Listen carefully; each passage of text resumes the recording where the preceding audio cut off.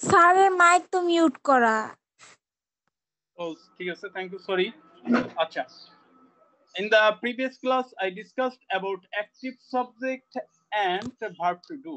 In this class I will discuss about passive subject and verb to do. There are 5 rules regarding passive subject. Passive subject নিয়ে আমাদের 5টা rules আছে, আমরা এই 5টা rules মুখস্থ করার চেষ্টা করব। Let me admit a student 188. 10 মিনিটের মধ্যে সবাই প্রবেশ করার চেষ্টা করবে, এটা সবার জন্য সুবিধা হবে। আচ্ছা, আমরা এবার প্যাসিভ সাবজেক্ট এবং ভার্ব টু ডু। তো প্যাসিভ সাবজেক্টের বেলায় আমাদের 5টা সূত্র আছে। We will have to memorise all this rules regarding passive subject. তো আমরা কোনটা করাচ্ছি? Right form of verbs. আচ্ছা, let me admit 205.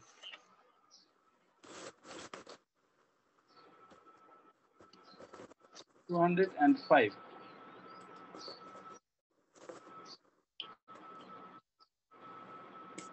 Okay, verb to do. As you knew earlier, verb to do indicates the verb that shows an action. Verb to indicates the verb that shows an action. মানে যদি আমাদের বাক্যের মধ্যে একটা কাজ থাকে তখন এটাকে আমরা verb to do বলি। যেমন আমি পড়াই, এখানে পড়ানো একটা কাজ, তাহলে এটা একটা action verb. So what is passive subject? The noun that doesn't do or is not able to do the action of the finite verb of the respective sentence called passive subject. মানে বাক্যের মধ্যে একটা action থাকবে এবং ওই অ্যাকশনটা যদি সংশ্লিষ্ট subject করতে না পারে বা করার সক্ষমতা না রাখে, then we call it passive subject. And there are five rules regarding passive subject. Passive subject নিয়ে আমরা 5টা সূত্র আছে। তুমি suppose it to be the first class in your life in English. তো এখানে আমরা সূত্রগুলো একটু ভিন্ন ভাবে দেখব। আমাদের গতানুগতিক বইগুলো সব একই ভাবে লেখা। তো যারা আছো তারা মনে করবা যে আগে তেমন জানো না, জাস্ট এটা আমার নিউ ক্লাস, বা এর আগে একটা ক্লাস করেছিলাম অ্যাক্টিভ সাবজেক্ট, আর এই প্যাসিভ সাবজেক্টকে নিয়ে এটা আমার মানে প্রথম ক্লাস। আচ্ছা, তাহলে প্যাসিভ সাবজেক্ট হচ্ছে কোনটা? বাক্যের মধ্যে একটা সাবজেক্ট থাকবে যেটা ওই সংশ্লিষ্ট ভার্বের কাজ করতে সক্ষম না বা করতে পারে না, তখন এটাকে আমরা বলি প্যাসিভ সাবজেক্ট। যেমন আমরা একটা উদাহরণ লক্ষ্য করতে পারি, a pen was bot yesterday. আচ্ছা, এখানে একটা বাক্য এবং এর মধ্যে একটা অ্যাকশন আছে। আসলে অ্যাকশনটা কি বলো তো? কোনটা অ্যাকশন এখানে? Which on is the action here? Both. Bot, right, bot. আচ্ছা, in the first sentence the subject is a pen. Subject হিসেবে আছে কি? A pen. পেন না, সাবজেক্ট হিসেবে ভার্বের আগেই তো সাবজেক্ট থাকবে, কর্তা। আসলে পেনের পক্ষে কি বাইয়ের কাজ করা সম্ভব? না। পেনের পক্ষে বাইয়ের কাজ করা সম্ভব না। তাহলে আমরা নির্দ্বিধায় বলতে পারি here the subject is a passive subject. এই 1820 আসলে কোনটা হবে আমি তো ধরতে পারতেছি না। 1820 কোনটা? রোল নাম্বার ভুল দিয়েছে, 1820 নেই। আচ্ছা, যাই হোক আমি দিয়ে দিচ্ছি। এই সমস্যা এখানে। আচ্ছা, এখানে আমরা দেখলাম in the first sentence the subject is a pen, আর এই পেনের পক্ষে বাইরের কাজ করা সম্ভব না, তাহলে we can clearly say that here the subject is a passive subject. Action is বট, এখানে কি and the action is bought p3 form of by which can never be done by the subject because a pen is an object. পেনটা এখানে কি? Object. সমস্যা হচ্ছে admit দিতে গেলে আমরা পরের পেজে চলে যাচ্ছি। এটা এই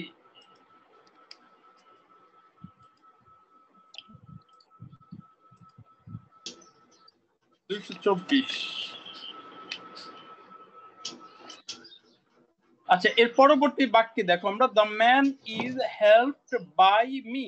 ওকে, এখানে হিয়ার অ্যাকশন ইজ হেল্প, এখানে অ্যাকশন হেল্প। আচ্ছা, স্ক্রিন শেয়ার নাই মনে হয় নাকি? সমস্যাটা ইদানিং হচ্ছে, যেটা আসলে আমি আমার ক্যামেরা অন করতে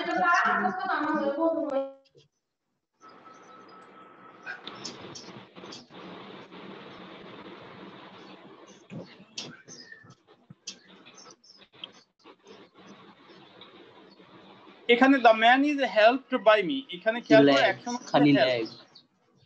হ্যাঁ, হেল্পের কাজ ক্যামেরা 216। তোমরা একটু যথাটাইমে প্রবেশ করার চেষ্টা করবো, আদারওয়াইজ এই যে চাপ দিলে দেখা গেল অন্যটা চলে যায়। 216 আমি অ্যাডমিট করে দিচ্ছি। আচ্ছা, আর কেউ নিয়ে আসতে পারতো।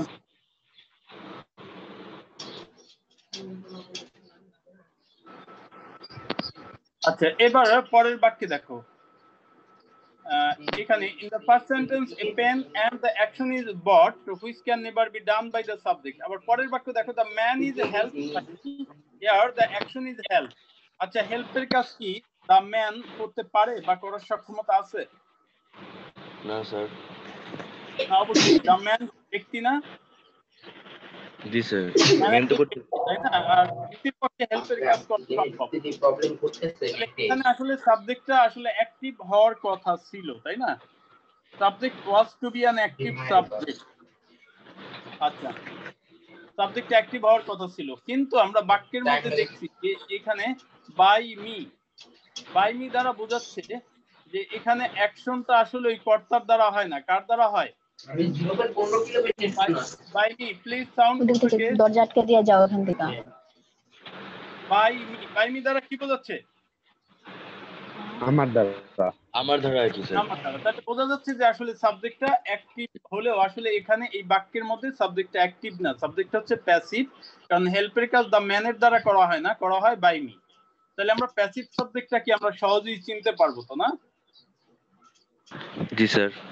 তো আমাদের প্যাসিভ সাবজেক্টটা আগে চিনতে হবে। এবার আমরা দেখি what are the 5 rules regarding passive subject.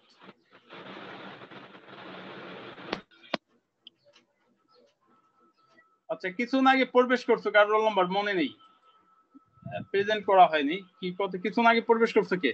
225 130 প্রবেশ করছো। 130 টা আগে একবার প্রবেশ স্যার 216। আচ্ছা, বলতে হবে না, সবারটা আছে এখানে। অন 89 এর দ্বিতীয়বার প্রবেশ করতে কেন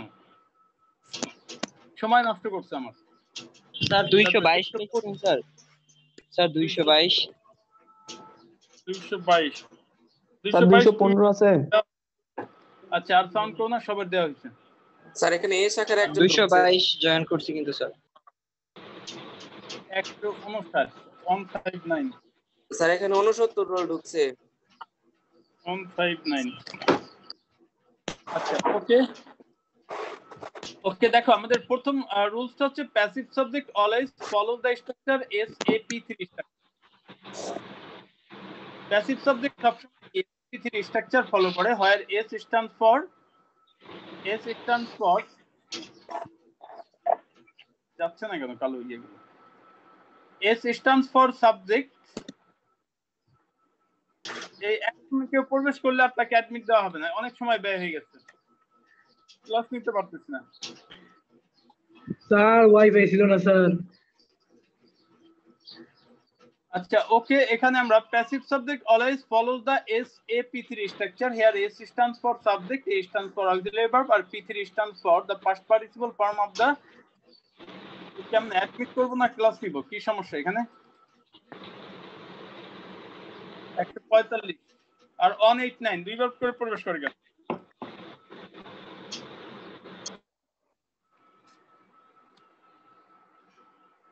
অ্যাডমিট করতে গেলে এখানে স্ক্রিনশটটা চলে যাচ্ছে।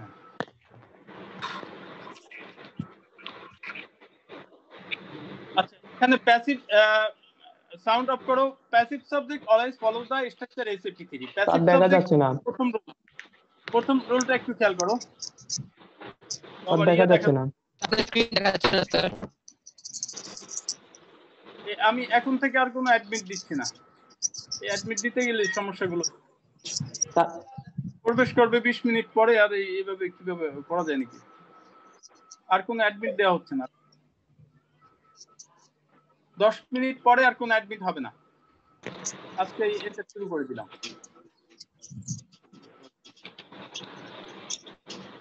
আচ্ছা, passive subject plus a frequent action equal to SAP3 where A can be replaced by am is are। যদি সাবজেক্টটা প্যাসিভ হয় আর অ্যাকশনটা যদি ফ্রিকোয়েন্ট হয়, তাহলে আমাদের যেটা হবে SAP3 স্ট্রাকচার হবে ভার্বটা SAP3 স্ট্রাকচার হবে, যেখানে এর জায়গায় যেটা বসবে am is are। এখানে খেয়াল করো রাইস ইজ কুকড এভরিডে, এখানে অ্যাকশন হচ্ছে কুক। এই সাউন্ড আসছে কার থেকে?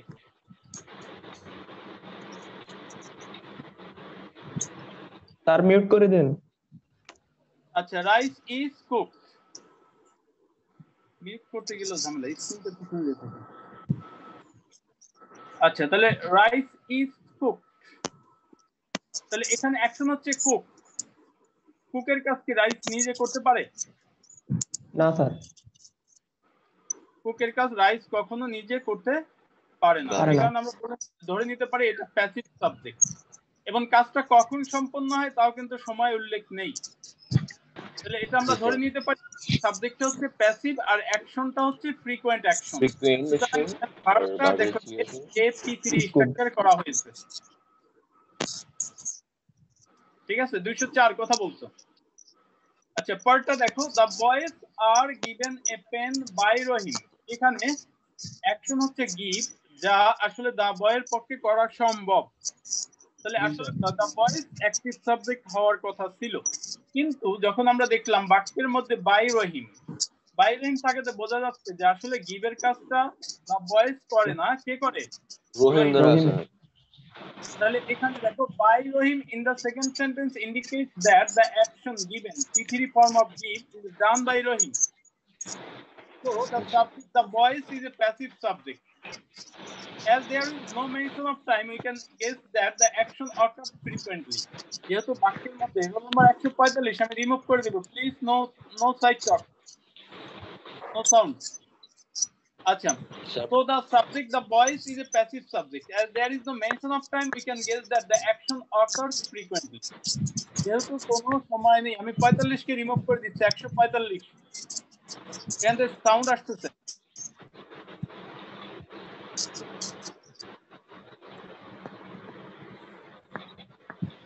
আচ্ছা, ফ্রিকোয়েন্টলি, কারণ এখানে কোনো সময় উল্লেখ নেই, এই কারণে আমরা ধরে নিতে পারি কাজটা আসলে সব সময় হয়। তাহলে কি দাঁড়ালো? এটা প্যাসিভ সাবজেক্ট আর অ্যাকশনটা হচ্ছে ফ্রিকোয়েন্ট অ্যাকশন। এই কারণে এখানে ভার্বটা দেখো আর প্লাস গিভেন মানে কি AP3, দ্যাট মিন্স SAP3 তে হয়েছে।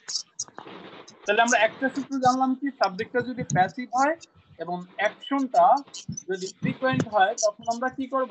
SAP3 স্ট্রাকচারে করব এই ভার্বটাকে, যেখানে এ হতে পারে এম ইজ আর। অ্যাডমিট করতে গেলে বড় হয়ে যায় এটা।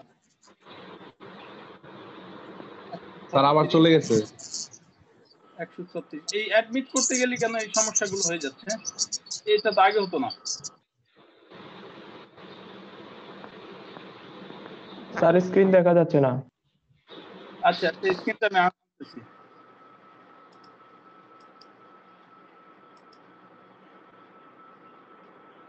এই স্টুডেন্ট অ্যাডমিট করতে গেলে এই ঝামেলাগুলো হয়ে যাচ্ছে।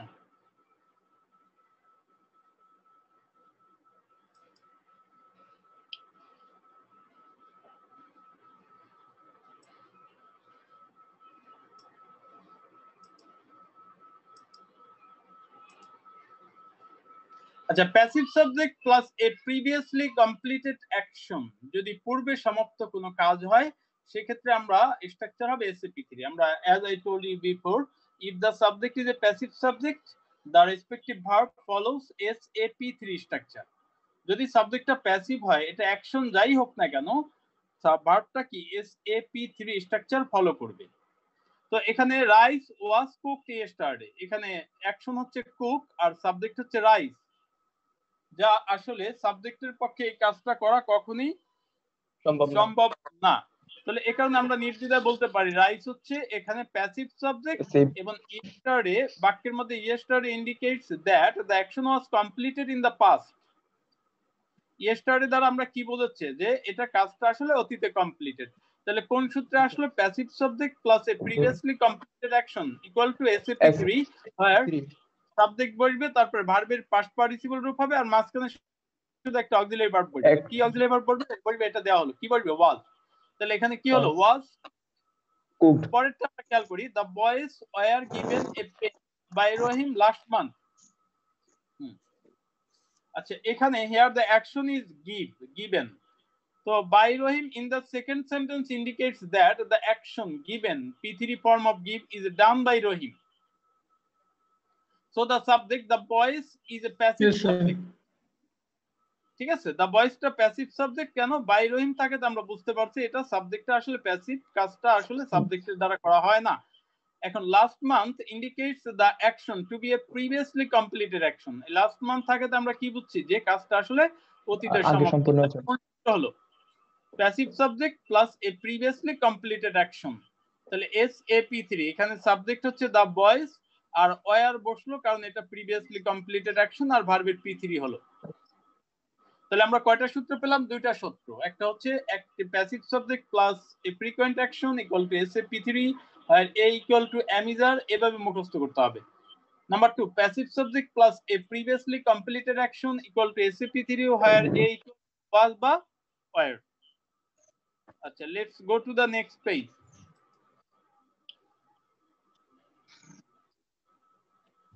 Passive subject plus a continuous action.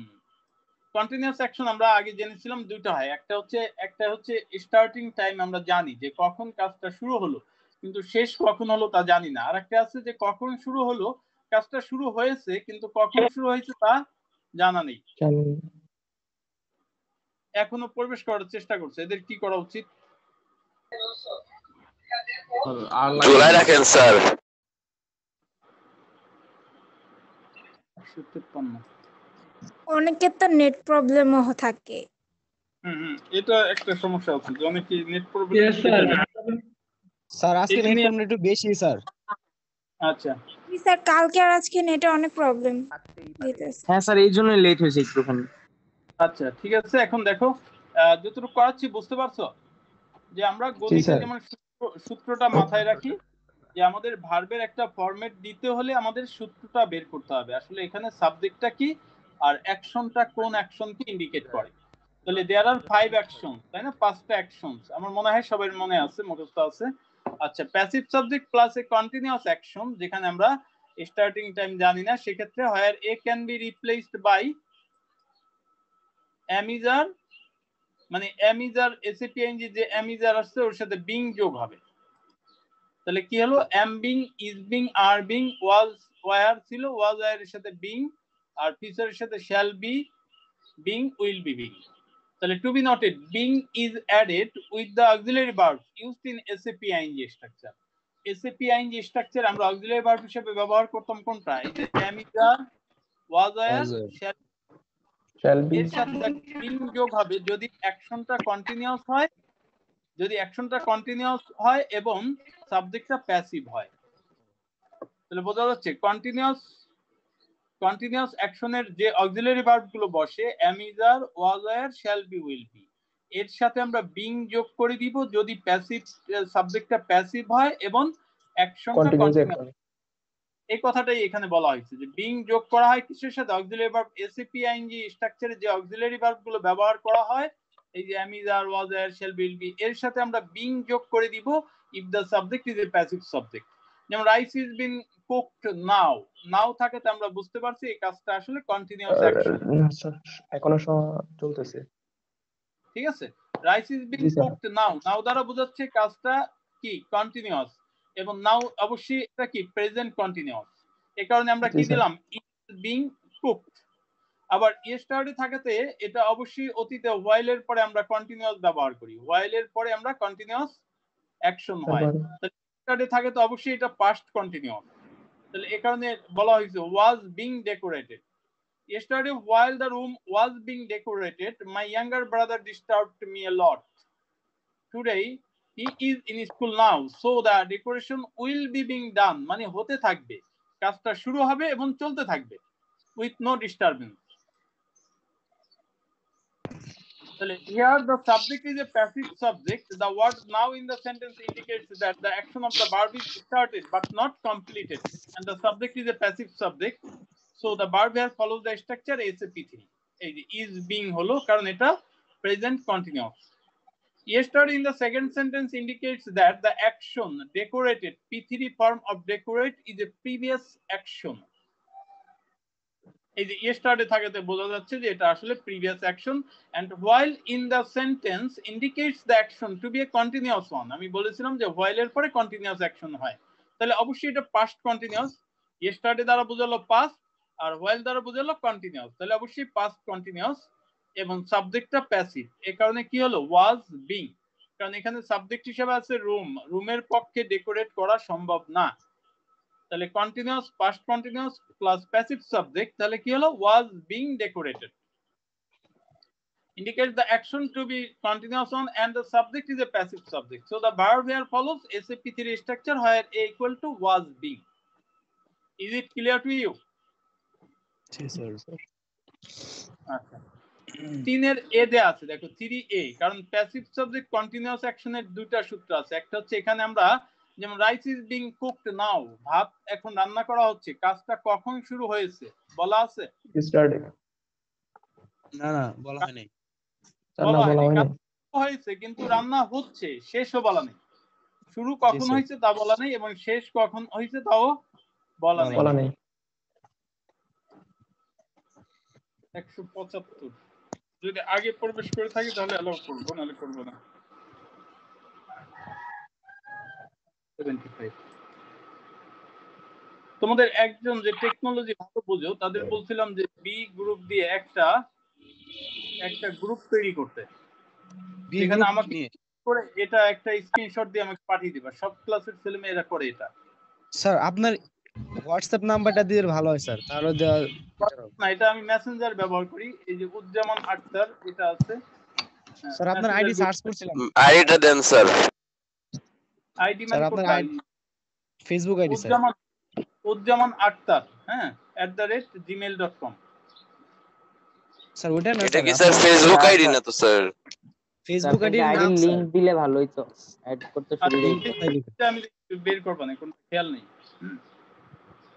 লিংকটা কপি করে দেন তাহলে হবে আচ্ছা ঠিক আছে স্যার দেখবো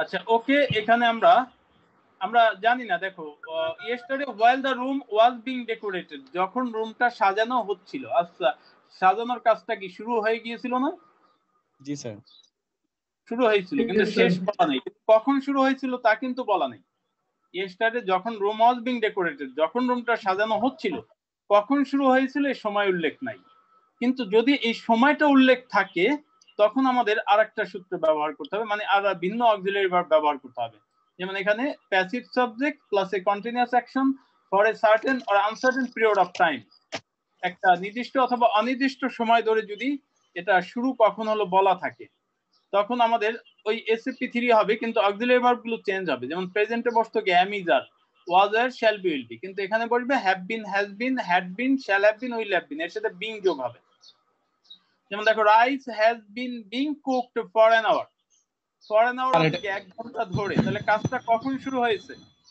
এটা কখন হবে একটু রিপিট দেন না পূর্বে আচ্ছা দেখো rice has been being cooked for an hour অর্থ কি 1 ঘন্টা 1 ঘন্টা ধরে মানে কাজটা অলরেডি শুরু হয়েছে এবং